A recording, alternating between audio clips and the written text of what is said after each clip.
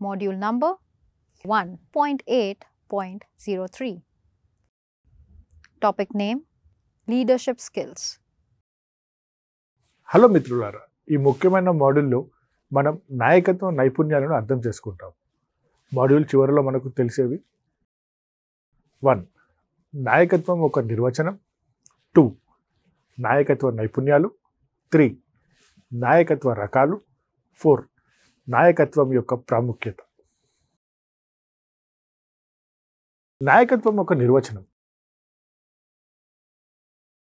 నాయకత్వం అనేది ఒక వ్యక్తి లేదా వ్యక్తుల సమూహం యొక్క అనుచరులు లేదా సంస్థ యొక్క ఇతర సభ్యులను ప్రభావితం చేయడానికి మరియు మార్గనిర్దేశం చేయడానికి గల సామర్థ్యం. మిత్రులారా, మనం ఇప్పుడు లీడర్షిప్ లేదా లీడర్ నైపుణ్యాలను పరిశీలిద్దాం. క్రింది వాటిలో నిమగ్నమైన వ్యక్తి సమర్థవంతమైన నాయకుడు అంటాడు. భవిష్యత్తు గురించి స్ఫూర్తిదాయకమైన దృష్టిని సృష్టిస్తుంది. సృష్టి కోసం నాయకులు వంటి సాధనాలు సహాయంతో సంస్థ యొక్క బలాలపై దృష్టి పెడతారు. ఏ.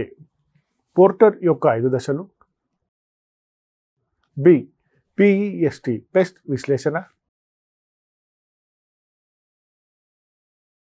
సి. USP విశ్లేషణ. డి. ప్రధాన సామర్థ్యం.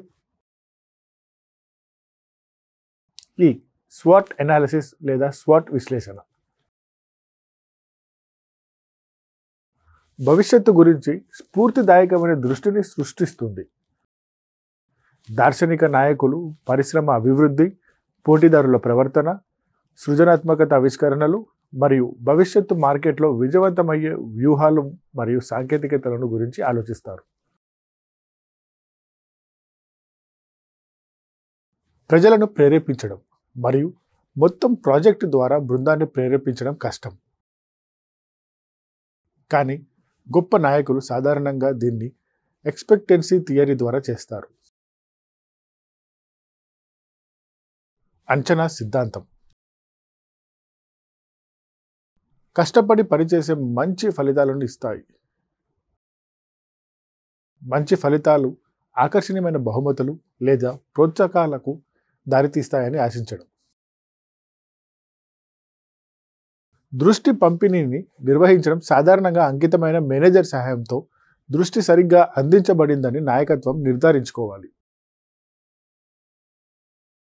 సంస్థ యొక్క మొత్తం దృష్టితో అనుసంధానించబడిన జట్టు సభ్యులను నాయకత్వం పనితీరు లక్ష్యాలను అందిస్తుంది. కోచింగ్ మరియు విజన్ సాధించడానికి టీము నిర్మించడం. జట్టు అనేక భాగాలుగా స్థిరపడిన మరియు ప్రసిద్ధి నమూనాల ద్వారా అభివృద్ధి చేయబడ్డాయి. 1.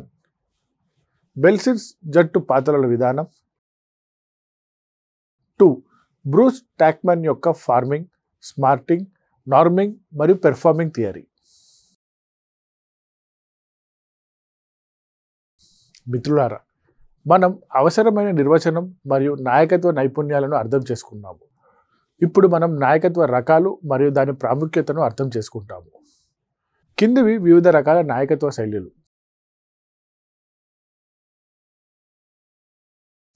1. నిరంకుశ లేదా అధికార నాయకత్వం. 2. పితృస్వామ్య నాయకత్వం. 3. ప్రజాస్వామ్య లేదా భాగస్వామ్య నాయకత్వం. 4. లైసెన్స్ ఫేర్ లేదా free leadership. Autocratic or authoritarian leadership. ఈ రకమైన నాయకత్వం అధికార నాయకుడు మరియు ఆమె లేదా అతడు అనుచరుల మధ్య తేడాను చూపిస్తుంది. వారు అనుచరులతో వృత్తిపరమైన సంబంధాన్ని మాత్రమే సృష్టిస్తారు. అధికార నాయకులు పని సామర్థ్యంపై దృష్టి పెడతారు మరియు ఇతర నాయకత్వ శైలులను పురోగతికి అడ్డంకులుగా చూస్తారు. ఆటోక్రాటిక్ ఆర్ అథారిటేరియన్ లీడర్షిప్ వ్యక్తిగతంగా లక్ష్యాలను నిర్దేశిస్తుంది. ప్రధానంగా వన్ వే మరియు డౌన్వర్డ్ కమ్యూనికేషన్లలో పాల్గొంటుంది. అనుచరులతో చర్చను నియంత్రిస్తుంది. పరస్పర చర్చలో ఆధిపత్యం చెలాయిస్తుంది. పెటర్నలిస్టిక్ లీడర్షిప్. పితృస్వామ్య నాయకుడు తల్లిదండ్రుల స్వరూపం వల్లే వ్యవహరిస్తాడు మరియు తల్లిదండ్రుల వల్లే కింద అధికారులను జాగ్రత్తగా చూసుకుంటాడు. అతడు లేదా ఆమె అనుచరుల పట్ల పూర్తి శ్రద్ధ చూపిస్తారు మరియు బదులుగా తన ప్రజలు పూర్తి విశ్వాసం మరియు విధేయతను పొందుతారు. పెటర్నలిస్టిక్ లీడర్షిప్. అటువంటి నాయకులు క్రింద ఉన్న కార్మికులు నాయకుడు చెప్పేదానికి పూర్తిగా కట్టుబడిగా ఉంటారు మరియు స్వతంత్రంగా పని చేయరు. సహోద్యోగుల మధ్య చాలా స్నేహపూర్వక సంబంధం ఉంటుంది. అటువంటి కార్మికులు చాలా కాలం పాటు కంపెనీలో ఉంటారు. వారు నాయకుడితో లేదా ఒకరితో ఒకరు వ్యక్తిగత కుటుంబ సమస్యలను కూడా చర్చిస్తారు.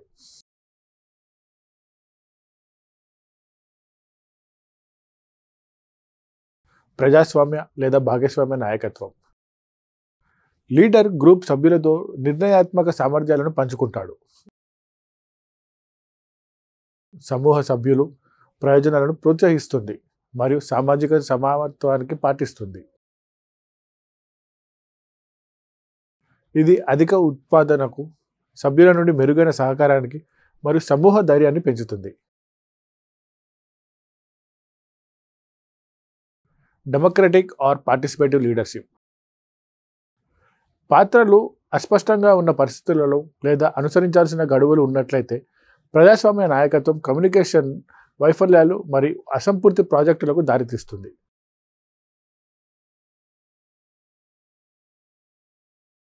సమూహ సభ్యులు నైపుణ్యం మరియు వారి జ్ఞానాన్ని పెంచుకోవడానికి ఆసక్తిగా ఉన్న సందర్భాలలో ప్రజాస్వామ్య నాయకత్వం ఉత్తమంగా పనిచేస్తుంది. లైజెస్ ఫేర్ లీడర్షిప్.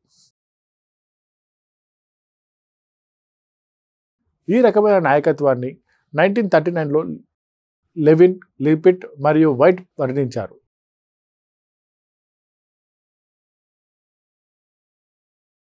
ఈ లీడర్షిప్ ఫైళ్లలో నిర్ణయాలు తీసుకునే అన్ని హక్కులు మరియు అధికారంగా పూర్తిగా కార్మికుడికి ఇవ్వబడుతుంది. లైజెస్ ఫేర్ లీడర్ అనుచరుల పనిని పూర్తి చేయడం గురించి నిర్ణయాలు తీసుకునే పూర్తి స్వేచ్ఛను కలిగి ఉంటారు. లైజెస్ ఫేర్ లీడర్షిప్. ఇది అనుచరుల స్వీయ పాలనను అనుమతిస్తుంది మరియు అభ్యర్థనపై మార్గదర్శకత్వం మరియు మద్దతును కూడా అందిస్తుంది. అటువంటి నాయకుడు అనుచరులకు వారి లక్ష్యాలను సాధించడానికి అవసరమైన అన్ని రకాల మెటీరియల్లను అందజేస్తారు, కానీ నిర్ణయం తీసుకోవడంలో నేరుగా పాల్గొనరు. లైజెస్ ఫేర్ లీడర్షిప్ ప్రభావవంతంగా ఉంటుంది ఎప్పుడు అనుచరులు తమ పనిలో గర్వపడతారు మరియు తమంతట తాముగా విజయవంతంగా చేయాలనే ఉత్సాహాన్ని కలిగి ఉంటారు. అనుచరులు అత్యంత నైపుణ్యం, అనుభవం మరియు విద్యావంతులు. సిబ్బంది నిపుణులు లేదా కన్సల్టెంట్ వంటి బయట నిపుణులు ఉపయోగించబడుతున్నారు. అనుచరులు నమ్మదగిన వారు మరియు అనుభవజ్ఞులు.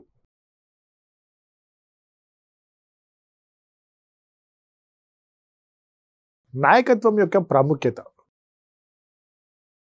నాయకత్వం ముఖ్యం ఎందుకంటే మంచి నాయకత్వం సమర్థవంతమైన కమ్యూనికేషన్ మరియు సానుకూల వ్యూహాలకు దారితీస్తుంది.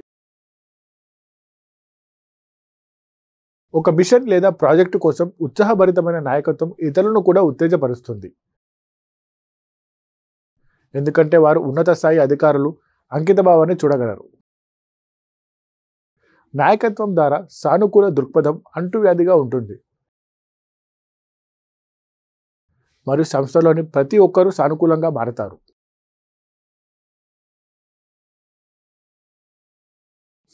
కాబట్టి మిత్రులారా, ఇది మనల్ని ఈ మాడ్యూల్ ముగింపుకు తీసుకువస్తుంది. మనం రీక్యాప్ తీసుకుందాం.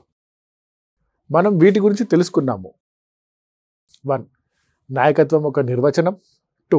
నాయకత్వం నైపుణ్యాలు. 3. నాయకత్వం రకాలు. 4 నాయకత్వం యొక్క ప్రాముఖ్యత.